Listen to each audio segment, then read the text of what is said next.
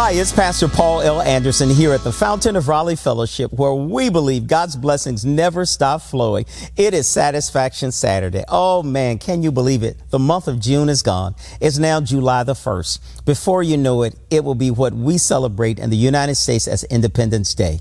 You know, we've just celebrated Juneteenth, but now we have an opportunity to celebrate July 4th. I hope and pray that you're preparing and getting ready for a celebration like you've never had before. Today, I invite you to look with me into Luke's Gospel, the 17th chapter, verses 1 through 4. Here, Jesus teaches us about forgiveness and faith.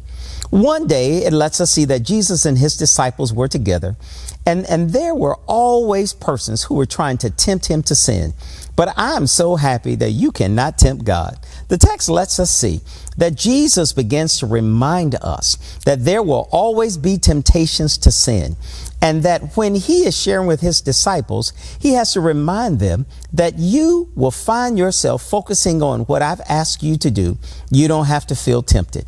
You know, the Bible teaches us about temptation. The Bible teaches us about sin. And he tells us that whenever someone teaches a young one, a little one, to go into the wrong direction, he tells us it will be better that a millstone will hung around their neck and they will drown in the depths of the sea. Well, a millstone is a stone that is used to grind meal, and it is pulled by oxen. These stones were very heavy. They were so heavy that one person could not handle it. It would take multiple people to do it.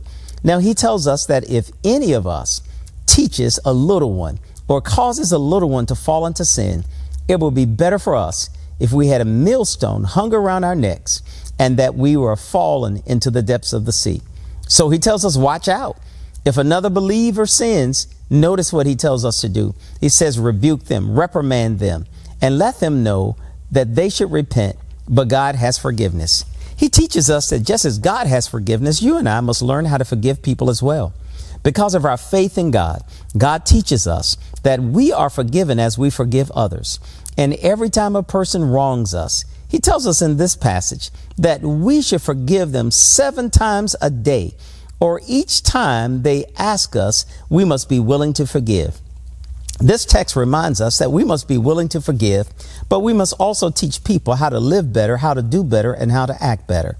I hope you and I can find God's love, God's forgiveness, and the faith that we have in his word to know that God will take care of us. I don't know about you. On this first day of July, I want to be set free from all of my sins and forgive everyone else for whatever sins they may have committed against me, as I ask God to forgive me of my sins. Always know, in this year of 2023, God is going to bless you bigger and better than you ever thought it would be. And take the Lord with you everywhere you go. And I'll look forward to seeing you tomorrow morning in our in-person 9 o'clock a.m. worship at the Fountain of Raleigh Fellowship, where we believe God's blessings never stop flowing. Take the Lord with you everywhere you go, and I'll see you tomorrow morning. To sow a seed to the Fountain of Raleigh Fellowship, visit our newly redesigned website, thefountainofraleigh.org, and select Sow a Seed from the homepage. Also, giving has been made easier with the new Fountain of Raleigh app, available now in the Apple App Store and Google Play Store. Download today, select Giving from the main menu, and then follow the directions to complete your giving through Subsplash. Thank you so very much for all of your gifts and donations that you've given to the Fountain of Raleigh Fellowship. We thank you for what you've done in the past, what you're currently doing, and what you will do in the future. Your gifts and donations helps us to spread the gospel of Jesus Christ, not only locally, but throughout the world. Thank you again for your gifts, and may God continue to richly bless you. It is here at the Fountain that we believe that we are exceedingly and abundantly blessed, and may you receive those blessings that God has in store for you.